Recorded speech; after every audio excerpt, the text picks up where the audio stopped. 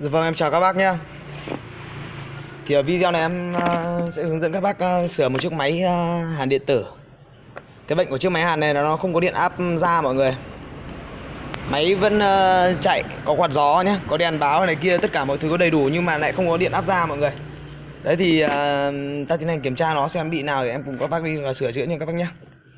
Thì các bác thấy video của em hữu ích rồi là có thể giúp đỡ cho có ai đó thì các bác hãy giúp em bằng cách chia sẻ tới nhiều người khác nữa và đăng ký kênh để ủng hộ em nhé các bác nhé. Các bác tiến hành kiểm tra nó thì các bác chuyển đồng hồ về than đo diode. Đấy, bởi bệnh này thì một là nếu như máy có xung thì sẽ hỏng phần bo dưới bo diode. Đấy, như cái máy này nó là máy nhập mọi người. Nó là máy niền bo nguồn niền khối mọi người. Đấy, ok. Thì bây giờ nếu như máy có xung thì nó sẽ chết bo diode ở dưới. Còn nếu không thì nó sẽ nằm mất xung mọi người nha. Bây giờ ta tiến hành kiểm tra bo diode này. Mọi người chuyển về thang đo diode. Mọi người đo ở hai cọng hàn này, một đầu lên một đầu không lên thì là ok. Đấy, như thế này là mọi người thấy nó kêu kim không? Kêu đồng hồ như thế là chập diode rồi nha mọi người nhá. Chắc chắn chiều bên này nó cũng lại sẽ kêu này. Như thế này thì sẽ không bao giờ có điện áp ra nha mọi người nhá. Đấy thì bây giờ ta tiến hành khắc phục cái lỗi hỏng diode này đã. Xong máy mà vẫn không có điện áp ra thì ta mới tiến hành kiểm tra tiếp mọi người nha. Bởi vì ta gặp bệnh đâu ta trị đó đã. Ok thì bây giờ em sẽ tiến hành tháo ra nha mọi người nhé. Như thế này thì ta tiến hành tháo diode, hoặc các bác nếu các bác muốn ấy, thì các bác có thể cắt chân diode. Bởi vì các cái chân diode, chân giữa các bác cắt chân giữa của nó ra, cắt chân bìa của diode ra. Đấy, xong đầu là ta tiến hành đo cắt ở mép dưới ấy, xong tí nữa mà con nào không chết ta lại hàn lại. Như em thì em sẽ gỡ ra, bởi vì máy này nó dùng diode là công suất lớn đấy. Nó dùng có 4 con thôi, nhưng mà mỗi con của nó chịu được tận 60 ampe mọi người. Nên để em tháo diode nha mọi người nhé.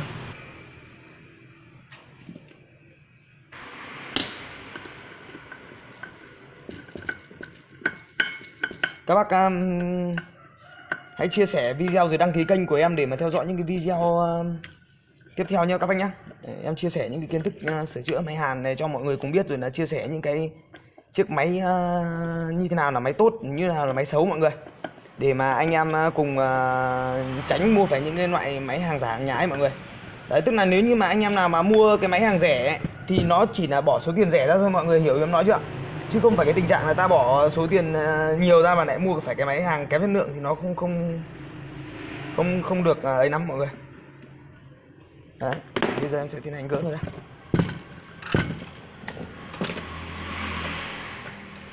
Các bác hãy giúp em, rồi là đâu đó còn rất nhiều người cần đến những cái video này mọi người.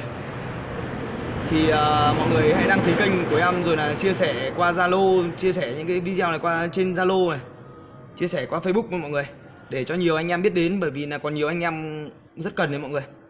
Mình cùng chung tay để mà làm sao để mà có một cái cộng đồng, một cộng đồng nó anh em trang bị kiến thức nhá mọi người nhá. Đấy thì em cũng không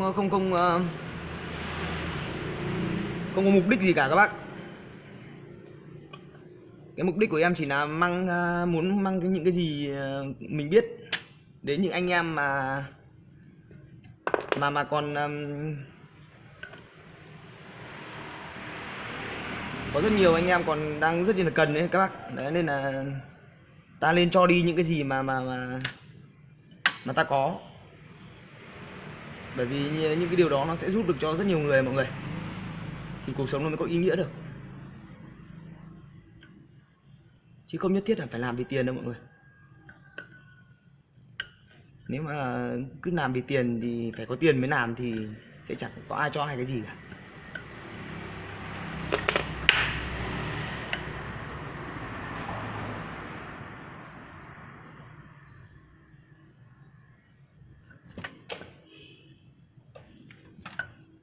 Sửa máy hàn thì nó rất dễ thôi mọi người. Mọi người cứ sửa được máy hàn này mọi người sẽ sửa được hết cái loại máy kia. Nhưng chẳng qua là em quá nhiều việc mọi người. Thứ nhất là nhặt linh kiện, nhặt hàng cho anh em này, rồi là nhặt máy cho anh em lấy máy nhiều lắm nha mọi người. Mỗi ngày bên em bán, ngày nào bán ít nhất là nếu cái loại máy hàn, bởi vì bên em kinh doanh các loại máy hàn cũ mới mọi người, máy cũ còn chất lượng này, rồi là các loại máy mới, máy hàn điện tử này, máy mic, máy tích, máy que, rồi là máy gì cũng có. Nói chung là bên em không thiếu máy gì mọi người nhé.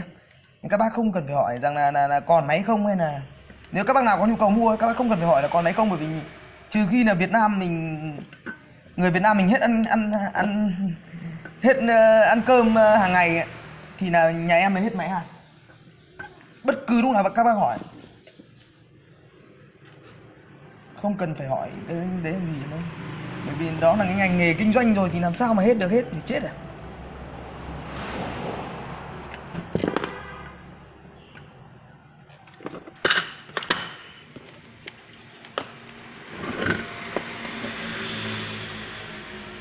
Này, em nhìn sơ bộ qua này các bác nhìn này.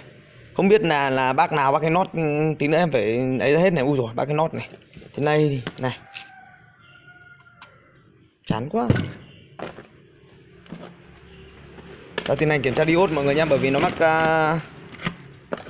mắc hai con đấu đầu với nhau mọi người. Bây giờ ta tiến hành để kim đen ở giữa này, kim đỏ biển này, nó phải lên giá trị này. Thì là diode còn sống. Con này đứt này. Con này đứt này. Ta đảo kim ngược kim lại nó phải không lên là ok. Con này cũng đứt này.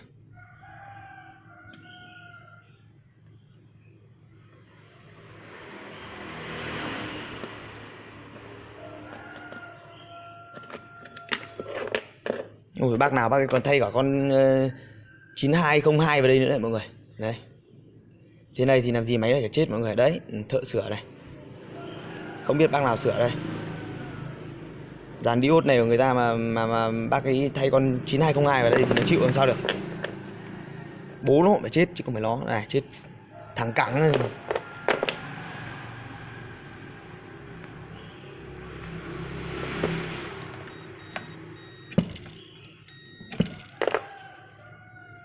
Em tháo nút con kia nha các bác nhé. Các bác đợi em ở sợi video dài nhé. Rồi vào các bác. Đây ạ, cái con này là con nguyên bản của nó đây mọi người. Con diode này.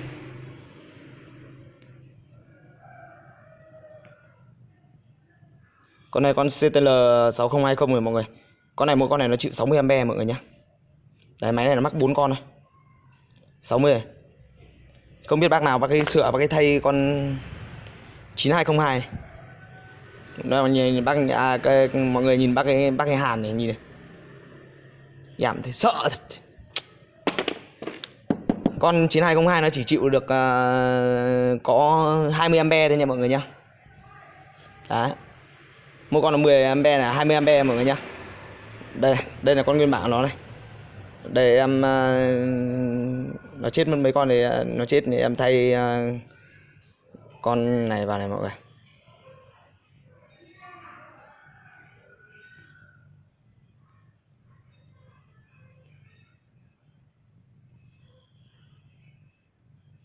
Sáu không 6030 mọi người nhá.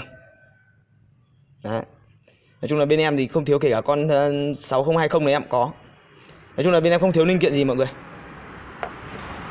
Nên là thành ra là sửa máy nó phải mọi người phải cái máy này công suất lớn hay không ấy thì mọi người phải để ý xem là biến áp nó to hay nhỏ nhá.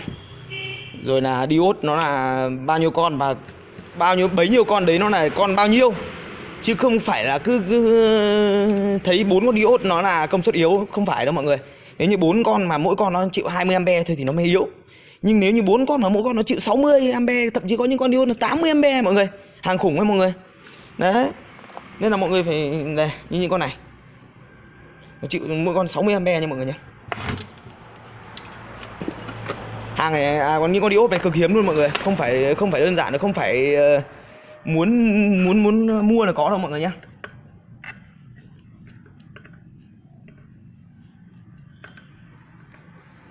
Em sẽ tiến hành thay nó vào này.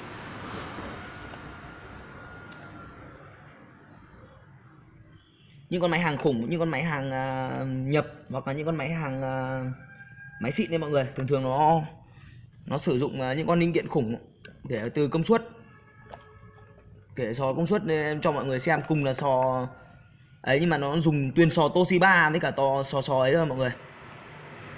Nói chung là nó tuyền dùng linh kiện xịn nó khác.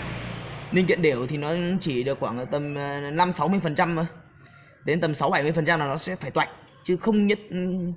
Thực tế nó ghi, nhà sản xuất người ta ghi là chịu 20A, nhưng mà chịu đến 15A là nó đã thấy mệt mỏi rồi mọi người. Còn linh kiện xịn thì nó có thể chịu được lên đến 7-80A, 7-80%. Đấy, nhưng linh kiện đều nó chỉ được 5-60% thôi, chứ không phải là cái số người ta ghi ở đấy là số maximum đấy mọi người nhé. Nó có thể chịu được, nhưng mà nó chỉ chịu được trong vòng bao nhiêu giây ấy thôi, chứ không phải là nó chịu suốt cái số đấy thì không phải. Nên là thay con 9202 vào thì chết ngay, chịu làm sao được mấy cái dàn này. Cái con máy này mà thay con đấy vào thì làm sao mà nó chịu được. Nó chết, nó kéo chết tiếp cả con cùng vế, làm sao mà...